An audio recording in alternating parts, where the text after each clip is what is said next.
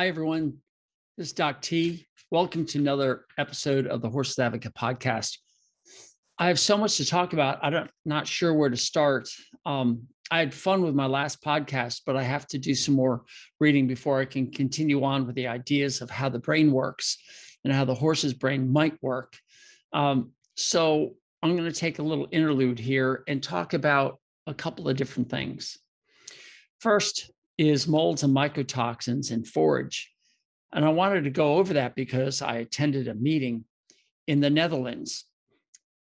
Yeah, no, I didn't fly over there. This is a Zoom call, of course. And there are a group of people over there who are very adamant about making sure they're doing the right things for horses. And I really appreciate that. And I've subscribed to their seminars. But I think, as usual, they're supported by many different companies that are going to encourage you to continue to feed grain or to feed certain things. And so there's a bias in everything. And as you know, all of you know that I'm here to help advocate for the horse and to weed through some of the things that they say. So I've got in front of me 3 pages of notes here. Let me see. Can you see it? No, you can't. It's hard to see because of my green screen. But anyway, there's a couple of things that are new to me and a couple of things that are old to me and a couple of things that are still questions for me. And I wanted to pass that on to you. And then I'm going to kind of wrap it up with some ideas that somebody in the Horse Advocate talked about as their discovery about soaking hay. And I've got so many people now soaking hay. They are trying to reduce the starch that's available to reduce the excess body fat. And we know that all body fat comes from excess glucose intakes, and glucose is starch.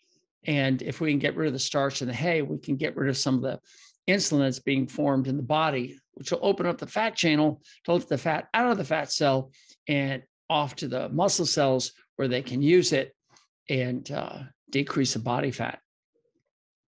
So one of the biggest questions I get from people is that they are worried about mold formation in hay if they soak it. If they soak it, they're just so petrified of mold growing. And I found that interesting, and I didn't have a great answer. So I was looking forward to this mold and mycotoxin and forage, and there's a couple of interesting things. First, hay is about 85% or greater water. Just that baffles my mind. I thought they dried it and you wanted as little water as possible, but apparently hay is pretty much filled with water. Haylage, on the other hand, is between 75 and 85%. And if it's less than 75, it's called silage. So silage is drier than haylage, and haylage in the United States is not commonly fed. It's more common in the United Kingdom. But then if it's got more water content, then it's called hay. And so we're soaking hay that's already 85% water, and they're worried about forming molds. And as they continue to talk about molds, it turns out that the drier the hay is, the better chance of you getting molds. So I thought that was it's messing my mind up. And if it's messing my mind up, and I'm not getting the answers I want from the experts, then I can't imagine what it's doing to everybody else, because I'm trying to dig in and get these answers. But there are a couple of things that I want to underline. In a study, they found that 52% of the hay that they surveyed, and I think this was done in Sweden because the speaker was Cecilia Muller of Sweden, and she's very excited, passionate about what she talked about, which is great. But they said 52% of the hay that they looked at had visible mold. I mean, that's half of the shipment that comes in. You got to throw out half the bales because they're moldy. And I know if any of you are like me, you see those bales coming in and you just want to get rid of them. And in the same study, they decided to take core samples. So they dug down deep inside the bale, and they found that 77% of all baled hay had molds. And what molds are toxic to horses is a question that they didn't have an answer to. They said you would increase mold with drier forage, basically silage, especially when the air is allowed in after it's processed. So they take these bales, these round bales, I'm sure you've seen them out there. They wrap them up with this stretch film. It's usually white. You see these huge white round bales out in the field wrapped up in plastic. And they said 8 layers minimum, 10 layers is best. Well, any puncture to this lets air in. So if they drop it in the field and it hits on a stalk or rock or something, you've got an air hole. If there's coarse hay inside, they can puncture this film and create an air hole. So they now are using thermometers and driving it into the middle of these bales, looking for any increase in temperature. And if there is, it's usually mold activity. But they said anaerobic storage is best. Anaerobic means without oxygen, but it's difficult. And besides, wrapping them leads to environmental issues. So what do you do? How do you feed hay that may or may not have mold? And I've been suggesting that some of the hays that we get here in America have been treated to desiccate them a little bit, to get rid of the molds, and to make them mold free, because it's really rare that we get bales that we can visibly see mold in now. And I don't know what they're using. It could be glyphosate, because that does a good job of kind of getting rid of excess moisture. But then now I'm hearing that decreased moisture will increase mold formation. So now I'm even more confused. So I don't know why we're not getting much mold in our hay. When back in the 70s and 80s and 90s, we would get hay in from the field and a lot of it would just become moldy. So I'm not too sure what the answer is here. And I would love for anybody who's an expert on this, who can answer my questions, let me know. And I'll be glad to have a podcast interview with you and talk about this. Maybe I should call this gal, this PhD. I don't know. I don't think she's a veterinarian, but talk to her in Sweden, see if she can answer some of my questions. Because I tried to ask a question or two and I wasn't given great answers. And I'll tell you a little bit about that later. There's also toxins that are in the environment. So they call it, what do they call it? Not in the hay, but field fungi. That's it. Field fungi versus storage fungi. And the field fungi, they have 30 different mycotoxins. And the fungi are there when the grass becomes stressed. And I'm not too sure what that means, stressed. Is it too much water, not enough water, too hot, too cold? I guess whatever the plant is, if it becomes stressed, it will have fungi. Well, that's typical in humans and horses. When we become stressed, we're more likely to have bacterial overgrowths, fungi overgrowths, and other demises. Our ability to counter inflammation is gone. So in the field fungi, there was specifically one that I thought caught my eye. Well, two actually. One is ergot poisoning and tall fescue. And I think everybody who's ever had a broodmare has had that driven into their minds.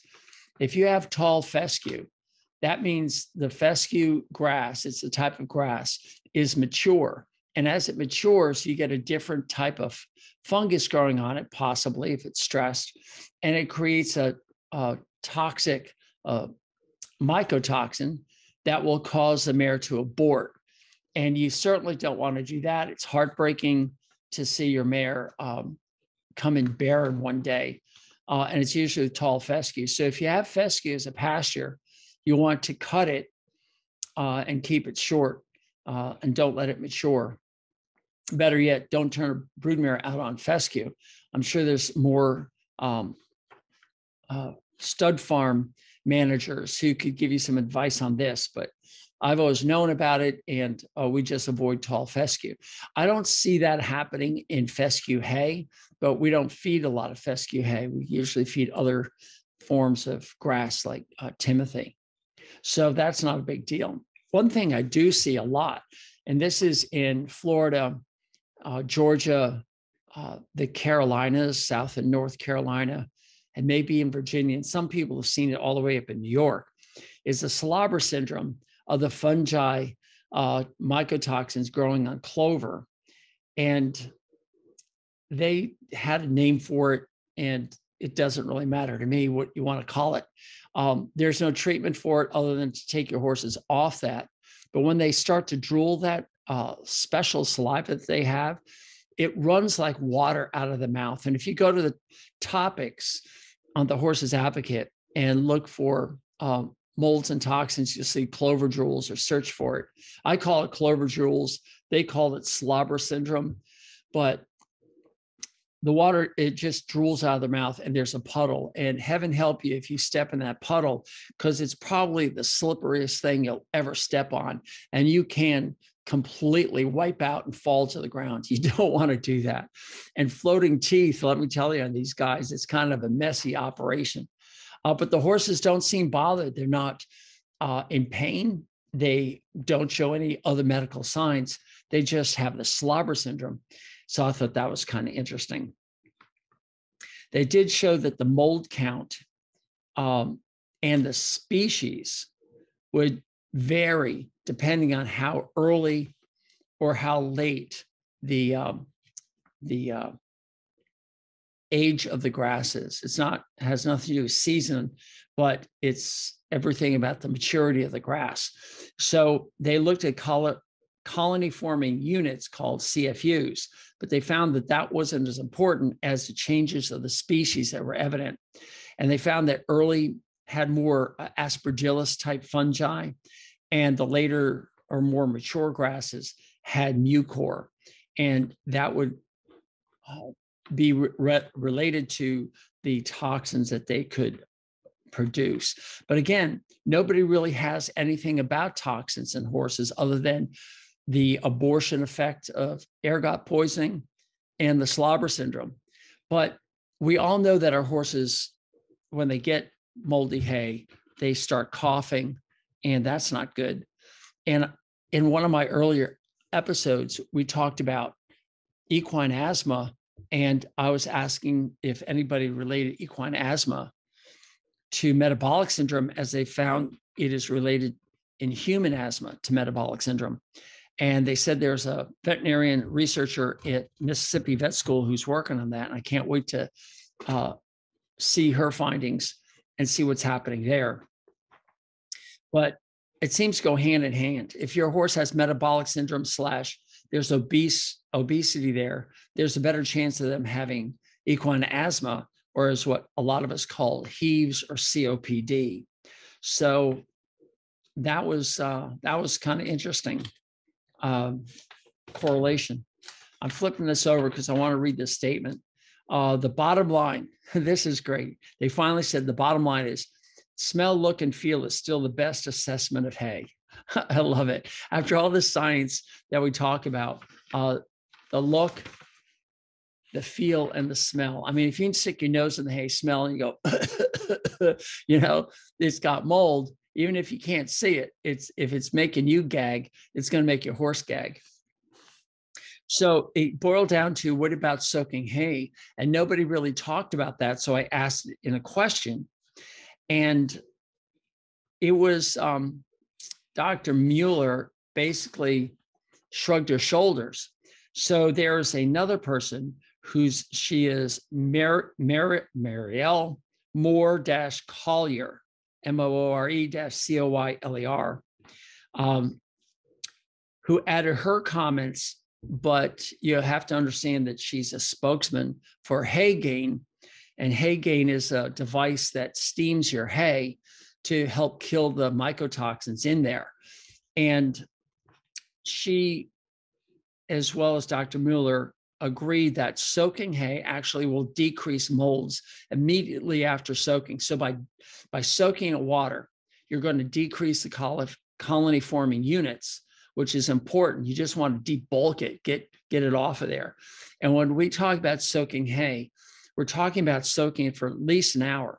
And those of you who come over to the membership side, there's a couple of really interesting ways that people have talked about in the forums about how they soak their hay, some devices that they've made to make it easier. One is doing a whole bale to feed her horses. The other one is doing a muck bucket with a laundry basket placed inside of it. So when they lift the laundry basket, the 2 or 3 flakes come out, and all the water just pours right out of it. The important thing, I think, is once you soak it and you get it out, you spray it off. You just want to take water under pressure and kind of get rid of all that extra water, which is kind of tough to do when it's 20 degrees, or as you guys in the Celsius world say, -5 degrees Celsius, or -10, somewhere in there. It's going to be hard to use all this water because you're going to have a bunch of ice piling up. And I look forward to people talk to me about their experience coming up this winter that talks about how they handle soaking hay in the winter. But anyway, a lot of people are talking about it because it's making a huge difference in the weight loss of the horse. So they want to soak it. But they said that the soaked hay will increase in molds and bacteria with increased time after soaking. They didn't give me any reference, like, is it within 30 minutes? Is it in like 3 hours? Is it like 12 hours later? I don't know. And what's interesting is the client of mine who soaks his hay for 12 hours and then feeds it, I never smell any bad hay. It's just like, it's like, I don't want to say perfect, but there's no downside to it at 12 hours. So it would be great if somebody, I can't believe my dinging is going on here. Let me turn that off. I think somebody needs to do some accurate measurements of putting the bale in, knowing what the mold content is as it goes in, whether you soak it, the mold goes down, how long you soak it, what the temperature of the water is, what the temperature is outside, whether you rinse it or not. There's so many questions you have to answer. And I would love to have somebody who knows how to do science do that, because that's something all of us horse people could use. But one of the things that Dr. Moore Collier said was, don't soak moldy hay. And to me, that makes sense. In fact, the consensus is if you see it, you got to remove it with a wide berth. So let's say in a whole bale, you're going through it and you see a flake that's got mold in it. Well, go to the flake before it and the flake after it at minimum and get rid of those 2 flakes that look good on either side of it, because there's probably mold growing there too that you just can't see. Just get rid of it. And they also said mycotoxins are fat soluble. So another good reason to get rid of fat on the horse's body. Okay. I wanted to go over to a member who has learned about the no-fat diet or no grain diet and decrease the fat. It's not no-fat diet. Believe me, it's not, because cellulose is a high-fat diet in horses. And she started 2 weeks earlier. And I'm going to just read what she says, because this is just really cool. This is a no-grain challenge comment with pretty good observation. She has 4 horses, and they're all Mustangs. And she says, we're 2 weeks in, and we have continued fat loss in the Mustangs. Time will tell if it is my imagination or not, but it really looks as if they're losing at a faster rate now. We have been working at achieving fat loss for almost 6 months now, but the rate has been slow before the recent changes of eliminating ration balancer, soaking and reducing hay, and having a fasting period at night. So let me just explain this. She's been working for 6 months trying to get the fat loss by increasing exercise, but she'd never been directed toward the nutrition side.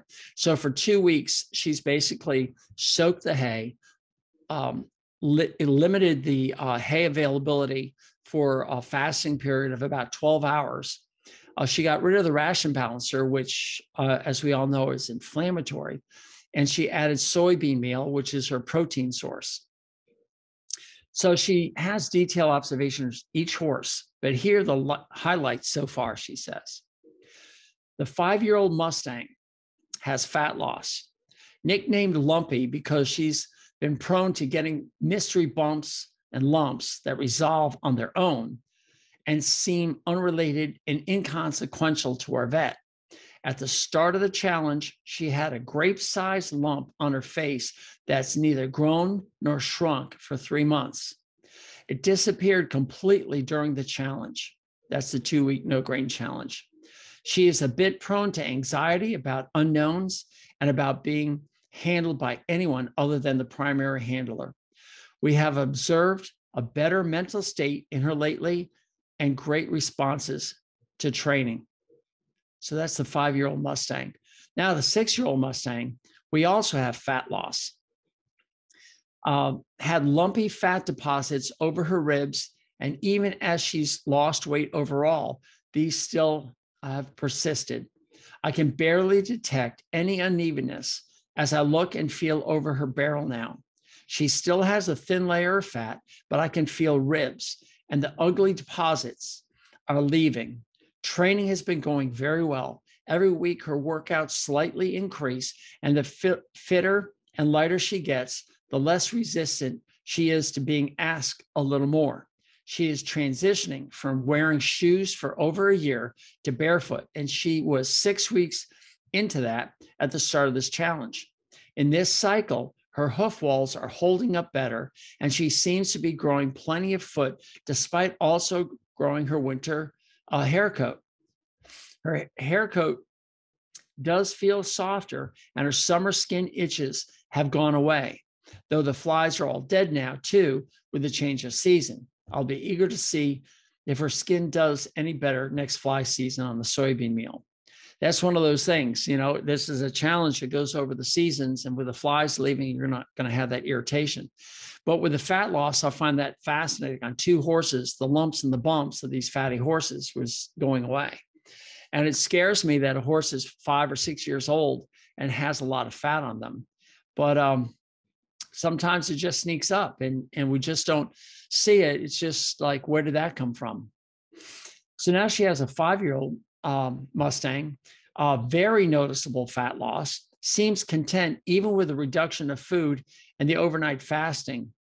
In parentheses, she was the one I was most worried about this. And that's really interesting, this food aggression that horses have. Once they start to lose the inflammation of fat and they become satiated because their metabolism and the mitochondria switch over to using fat for fuel rather than glucose, they are always satiated. So their anxiety for food just diminishes. This is another interesting comment on this 5-year-old. She said, mild watery eyes resolved completely within 24 hours, even while flies were still present. And she's wondering if it was the dust in the hay or the elimination of the balancer. I would go along with the dust in the hay for sure. That hay is just balling up into their eyes. And to have that completely gone in 24 hours has got to be the dust that was coming up from the hay. So there's a certain good advantage of removing mold and soaking the hay. Finally, she has a 2-year-old Mustang. She says, not much to note as he didn't have excess fat to lose, but we were concerned with not letting him put it on to begin with his mom's genetics. He has a healthy weight and has been very trainable and happy. I do look back and see some behavioral changes in him through a new lens. He was born here at home to the other mare and raised on grain until 6 months ago, when we knew we had a problem with the mare's weight on the same diet. He was more difficult to train than we expected, and we ended up gelding him early because of it. We thought it was kind of strange to his mother's lovely and easygoing personality and him receiving the exact same lifestyle and handling. When we reduced his grain from 4 pounds a day of 27% non-structural carbohydrate, that's starch in the feed, 27% starch, to the 1 pound a day of ration balancer, we pretty rapidly became better horse trainers, and Teddy and the horse finally matured. I'm joking, of course. And now I see the condition of him being a young guy amped up on sugar. And I'm very thankful we found your educational resources, et cetera. And she further eliminated the ration balancer, but it was just the excess glucose that was sending this young horse into a tizzy. So that was kind of interesting. I've also heard from other people that their horses seem to be enjoying the hay that's got that has been soaked. Let me see if I can find another person's.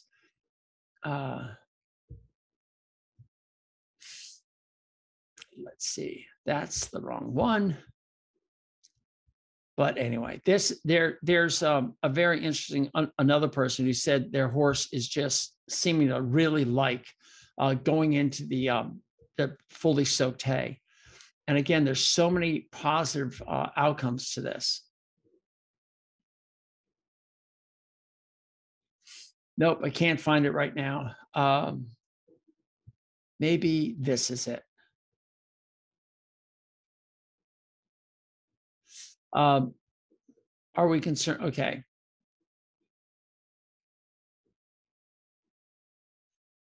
No, that wasn't it. Sorry, I thought I had something in here. Let's see.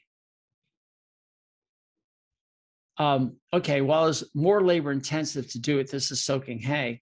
It's very satisfying to feed the washed hay that is so much cleaner looking and not dusty at all. Oh boy, when you pour off the water from the first time you soak hay, the water that comes out looks as black as coffee. And it's just shocking, all the dirt that comes off. Anyway, she continues to say, our 30-year-old gelding has a renewed interest in eating hay now that it's been soaked and is doing very well with chewing it. Our mare, who we previously believed to have an allergy of some sort in the form of mild watery eyes, has completely resolved that. You heard that already. So in 2 weeks, we have continued fat loss in everyone except the senior, which is perfect because he's eating more because now it's soaked. All right, I think I've beaten that one to a pulp. So far, this is going to be a short podcast. But I just want to go over what I saw at this or heard at this seminar on molds and mycotoxins and forage and related to soaking hay, because soaking hay seems to be working so well for so many people. There was something else. Oh, we had general, I forgot.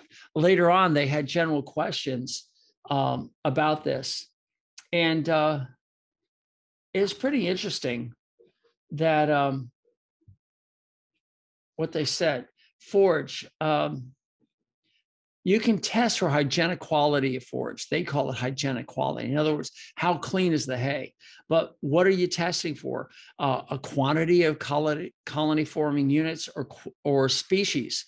The problem is in sampling and analytical tests. So again, it's the smell test, it's the look and feel test, because if these scientists are trying to study molds and toxins in hays, and they don't even know what to test for, let alone getting a reliable test, I don't know what to do.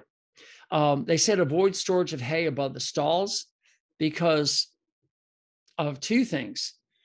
One was obviously the dust falls, but I never thought about that. Avoid moisture in hay storage because moist air rises. So these horses that are in closed barns in the winter, they're breathing, the moisture will seep up through the ceiling of the stalls and go up and affect the hay and add moisture, which again is confusing because the moisture content, I thought if it got drier, had more molds in it. So this is where the confusion comes in. Yes, you're going to have more moisture in the hay in the stored above the stalls. But I've always taught, leave the barn doors open and let the air flow through. You want to get the air out of there. But, you know, the humidity that we have here in South Florida is pretty high. But I've also lived in upstate New York where it can get pretty dry during the winter and probably prevent a lot of mold forming. But again, I'm just confusing you by saying this, and I'm sorry about that, but I'm confused. If the hay increases mold formation in the drier hay content, then adding moisture should help. And soaking hay decreases mold. and then it increases mold after you're soaking it. See, I need help, gang. I need somebody out there who knows what they're talking about to help me on this. I need education. I need educated science evaluation, because right now, this isn't working for me. I can't give you a great answer. And this is almost like a podcast that is just a waste of everybody's time. I hate to say it, but you just got to watch out and judge for yourself. And maybe all of us at the Horse Advocate can tell us their examples of how they soaked the hay, the fat went down, allergies went away. I mean, that's what I'm seeing. These are observational studies for sure. But if you guys can maybe help me out here, I'd really, really appreciate it. There's no reporting system for mycotoxins. They're worried about using hay bags because filling them can create respiratory distress in humans that are filling these, leading to farmer's lung. And it just goes on and on and on. I was just like, anyway, I guess I'm glad I attended this meeting, but it basically confirmed that nobody knows what they're talking about. So let's just stick to what we do know and what we're trying with soaking hay and trying to make everybody a little bit healthier. And if we can get the fat off, that in itself is going to decrease cellular inflammation and systemic inflammation, which leads the horse to leading a more healthy life. So anyway, I'm going to cut this one short. It's only been about 32 minutes or so, 31 minutes. And I appreciate you stopping by. Sorry for the short one, but there's really not much to say about mycotoxins in horses. They just don't know anything about it. And remember, hay is only about 60 years old. If you go back to the 1950s, not too many people had tractors and baling machines, and we all had pastures we turned our horses out in. So we're trying to get to understand what we've done to horses by introducing this relatively new concept of cutting summer grass, drying it and baling it, and then storing it and then feeding to our horses. And I think that there's so many downsides to feeding hay, but I don't have any other option. If you don't have pasture, you got to feed them something. But what I'm seeing from my own experiences and from people who are out there doing this, putting that bale of hay in a tub of water, cutting those strings so you get it open up, letting the water get in there for about 12 hours to get the sugar out of there, hosing it off, limiting the amount of hay your horse can eat, keeping it on pasture. It's so much better for your horse in so many ways. I just don't see where, if you can get away from hay, I think your horses are going to do better. But if you're like 90% of the country, you have to have the hay. Just understand what it really is and some of the downsides to it, and work with it and make it work for our horses. I think just buying a truckload of hay because it's cheap and throwing it in the pasture for the horse to chew on in the middle of winter, and the dust flies up when it throws off the back of your pickup truck and lands on the ground, and you just see the smoke rising. It just can't be good. It just can't be. So let's all work together and try and find a better option. Right now, you just have to be vigilant and take care of your horses. That's how it is when you become a horse's advocate and you help horses thrive in the human world. There's nothing more human about horses than baling hay. So I wish we could go back 100 years where we all had, 3, 4, 5 acres per horse. That would be great, but it's getting a little expensive to do that. So let's see if we can work with this hay a little bit better and get rid of some of those molds and dirt and everything else that's in it, as well as the sugar, get our horses metabolically fit. All right, that's it for me, Doc T. I appreciate you stopping by, and I'll see you next week. Thanks. Bye.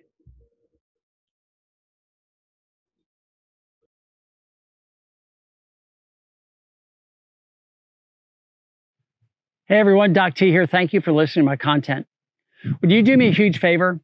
Would you please subscribe, comment, like, thumbs up, and give a star review? However it's presented to you, I want you to do that. There are two reasons. The first, of course, is to improve this product. This way I know what you like, what you don't like, what I can improve upon, what topics you want me to cover. But more importantly, it's also going to help others find me. And by doing that, you are now engaged in this mission of helping horses thrive in a human world. By you helping, we can reach others. And that I would be so grateful for. And remember, go to thehorsesadvocate.com for updates on this information.